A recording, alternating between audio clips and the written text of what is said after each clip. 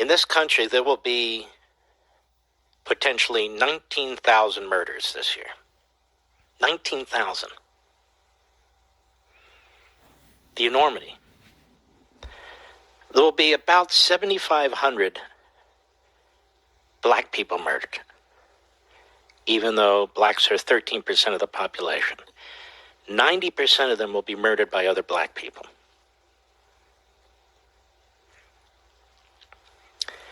The amount of murder in this country is significant, and it's going to get worse with these attacks on the cops. And so I want to talk about the Breonna Taylor case very briefly. The basic facts is made available by the Attorney General of Kentucky, who has a tremendous future ahead of him, Daniel Cameron. He was superb. You can tell how wise he is at a very young age. You have 3 police officers. They have a search warrant. They announce themselves at the door, so they give notice to the people inside the apartment. The Attorney General says there was a witness, an independent witness to that effect. There's 2 individuals inside the apartment. Kenneth Walker, who's the boyfriend of the eventual victim, Breonna Taylor. Now, Kevin Walker says he didn't hear any notice. He didn't hear any where the police, and yet an independent witness said that's exactly what the police did. This was not a so-called no-knock warrant where you just burst in.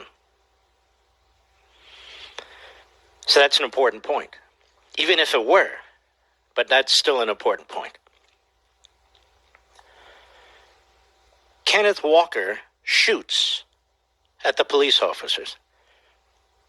And the testimony is, as the Attorney General says, that he was in a shooting posture.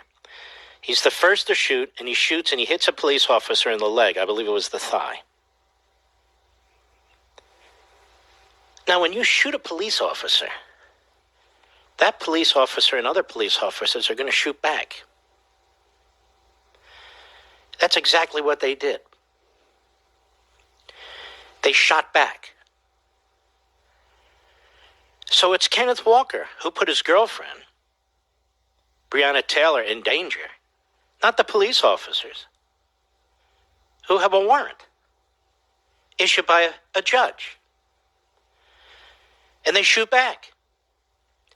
Now, they don't know how many people are in the apartment. They don't know how many armed people are in the apartment. And they're acting on the 10th of a second. And they have every right to defend themselves. And that's exactly what they do. Unfortunately, because of what Kenneth Walker did, Breonna Taylor was killed. Turns out she was shot 5 or 6 times, but the medical experts say it was 1 bullet that killed her, which is horrible. Horrible.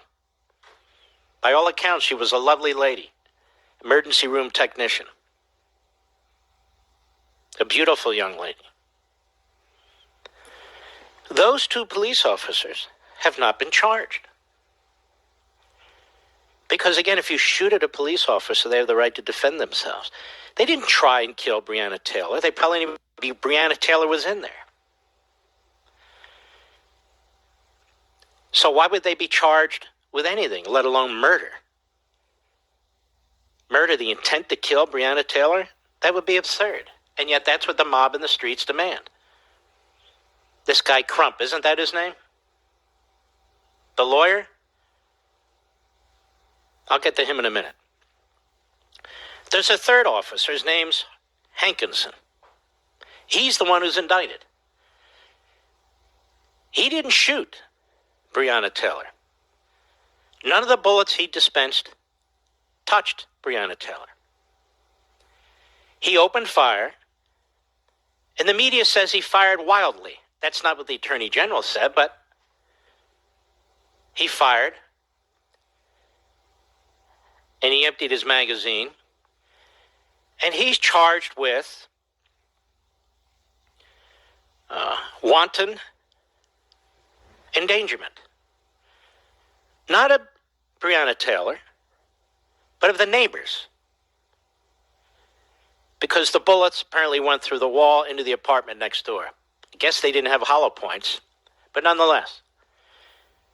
Now, his rounds didn't hurt anybody, didn't hit anybody, but apparently one or more of them went through the wall into the adjoining apartment. He's charged with 3 counts. 3 counts, 3 charges of first-degree wanton endangerment of a neighbor. And so you have Crump out there saying, how is it that none of the officers were charged with murder?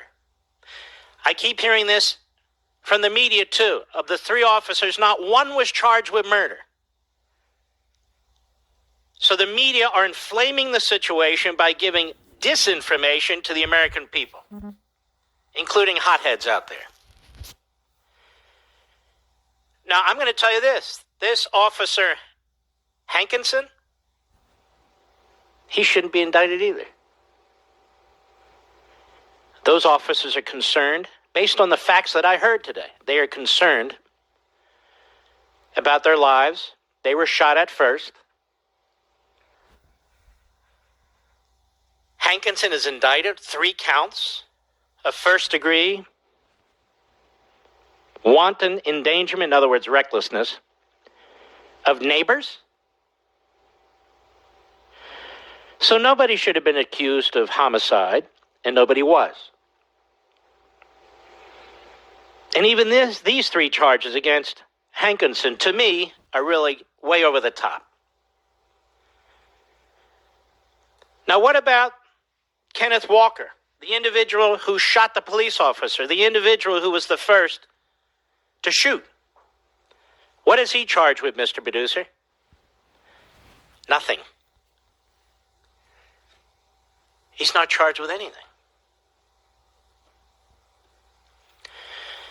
And so a mob is gathering in Louisville, Kentucky.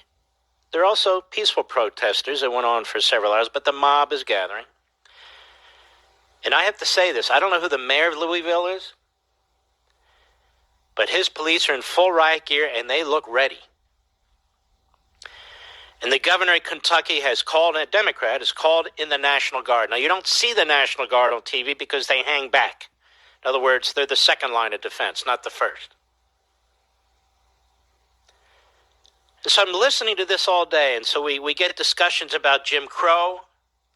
We get discussions about the 1940s and 50s, inequality. You have to look at the facts of a specific case. This isn't about a civil rights movement. This isn't about segregation. This isn't about Jim Crow. This is about what the hell took place here. A horrible thing took place here. A beautiful young woman was killed. And if her boyfriend, Kenneth Walker, hadn't shot at and wounded a police officer, she would be alive today. And he's charged with nothing.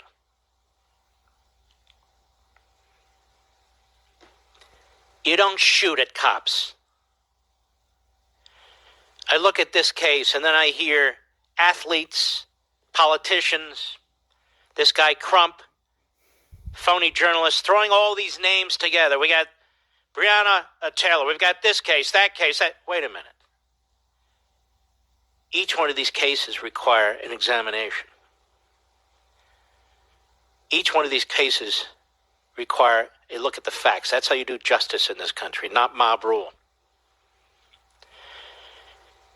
And in most of the cases, as we see them, these aren't executions of black people. They're typically very sad and unfortunate events. And they happen with white people, too, but we never see the cases with white people. We never see them. But they're there.